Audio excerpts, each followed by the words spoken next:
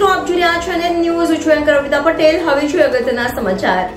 Rajkot Gondal road ST workshop પાછળ Khodiyarnagar main road શાક market Ramdev મોબાઈલની બાજુમાં આવેલી તારીખ 6/2/2025 રોજ રાત્રે 8:30 વાગે ખોડિયાર ચાઇનીઝ પંજાબી નામની દુકાન ચલાવતી નેપાળી યુવતી પર અજાણી 3 યુવતીએ પથ્થરમારો કરી માથાના ભાગે ગંભીર ઇજા થતા લોહી લુહાણ હાલતમાં તાત્કાલિક ઇમરજન્સી 108 એમ્બ્યુલન્સ મારફતે રાજકોટ સિવિલ હોસ્પિટલમાં સારવાર માટે લઈ જવાઈ લોકોના ટોળે ટોળા જોવા માટે ઉમટી પડ્યા હતા.